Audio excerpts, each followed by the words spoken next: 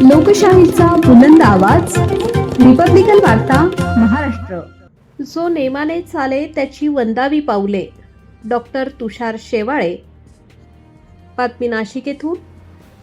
संक्रांतीच्या पावनदिनी बुधवार दिनांक 14 जानेवारी रोजी नाशिक येथील आनंद कान्हेरे गोल्फ ग्राउंड मैदानावर 100 स्टेप्स हा अनोखा आणि प्रेरणादायी उपक्रम मोठ्या उत्साहात संपन्न झाला. वयाची 100 पूर्ण करणारे ज्येष्ठ नागरिक श्री शिवाजी अण्णा पाटील हे गेली अनेक वर्ष अखंडपणे दररोज या मैदानावर चालण्यासाठी येत असून त्यांच्या शिस्तबद्ध जीवनशैलीमुळे सर्व वयोगटातील नागरिकांना प्रेरणा मिळत आहे. त्यांच्यासोबत नियमित चालणाऱ्या नागरिकांशी त्यांचे जिव्हाळ्याचे व स्नेहपूर्ण संबंध निर्माण झाले आहेत.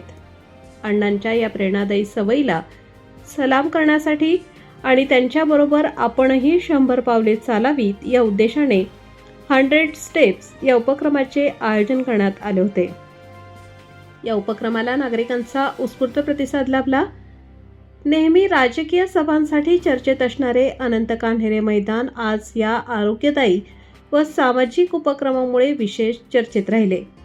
या कार्यक्रमाला विविध क्षेत्रातील मान्यवरांची उपस्थिती लाभली. श्री शिवाजी अण्णा पाटील यांना पितृतुल्य मानणारे मालेगाव येथील डॉक्टर तुषार शेवाळे हे विशेष उपस्थित होते. मागील वर्षी अण्णांचे पुत्र श्री चंद्रशेखर पाटील यांनी आपल्या वडिलांवर तोमेव माताच पिता तोमेव हे भावनिक व प्रेरणादायी पुस्तक प्रकाशित केले आहे. या प्रसंगी बोलताना डॉक्टर तुषार शेवाळे यांनी निकोप, कौटुंबिक संबंध, सुदृढ आरोग्य आणि त्यासाठी सातत्याने केले जाणारे प्रयत्न ही काळाची गरज असल्याचे प्रतिपादन केले. वयाचे शतक पूर्ण करणाऱ्या श्री शिवाजी अण्णा पाटील यांचे उपस्थितांनी टाळ्यांच्या गजरात व शुभेच्छांच्या वर्षावात स्वागत केले. श्री पाटील यांच्या नियमित चालण्याच्या सवयीचा सर्वांनी आदर्श घ्यावा असे आवाहन करताना डॉक्टर शेवाळे यांनी गौरवोद्गार काढले. जो नेमाने चाले त्याची वंदावी पाऊले.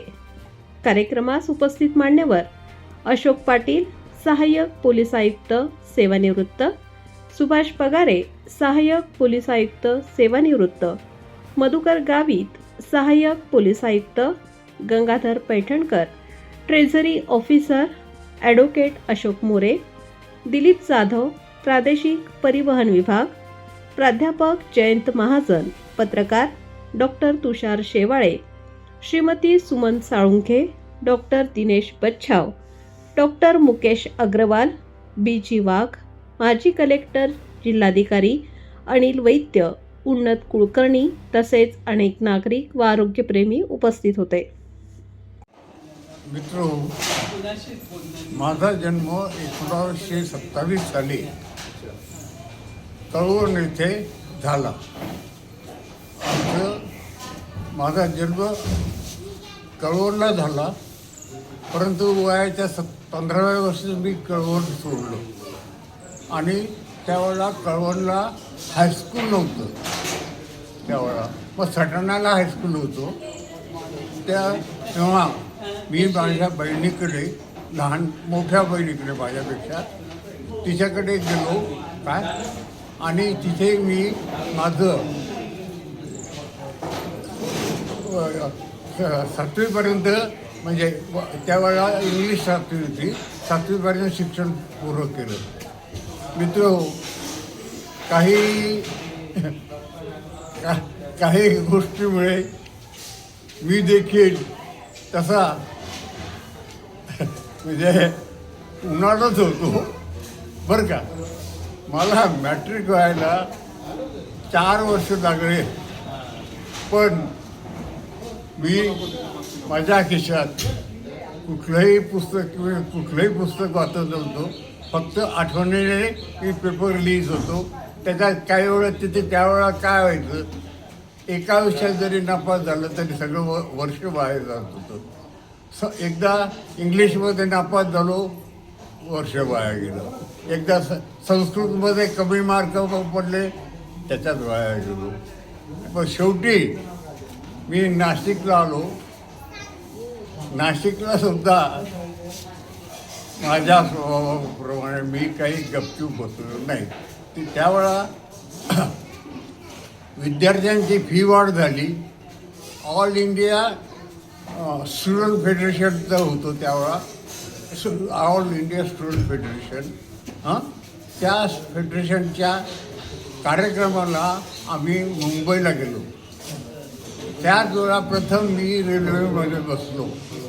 आजच्या पिढीला दीर्घायुष्य होण्यासाठी फार पैशाच्या पाठीमागे लागायचं नाही.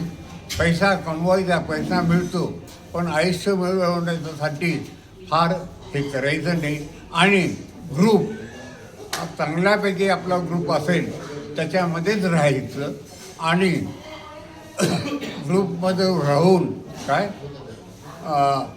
सगळ्यांना आपण शुभेच्छा द्यायच्या, हे करायचं आणि आनंद लुटायचा. पैशाच्या पाठीमागे फार लागे, पैसा मिळतो पण दीर्घायुष्य मिळवण्यासाठी ग्रुपमध्ये राहणं, अगदी स्पष्टता बोलणं, लीनता घेणं.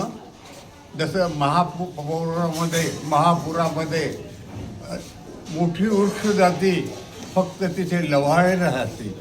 म्हणजे नम्रपणे सगळ्यांशी वागा. कोणी आपल्याला दोष दिला, काय दिला, सगळं गिळण्याचा प्रयत्न करा. नक्कीच एवढं जर तुम्ही केलं, आपला राग जर आपण गिळला तर आपण वाघ मारल्यासारखं होईल.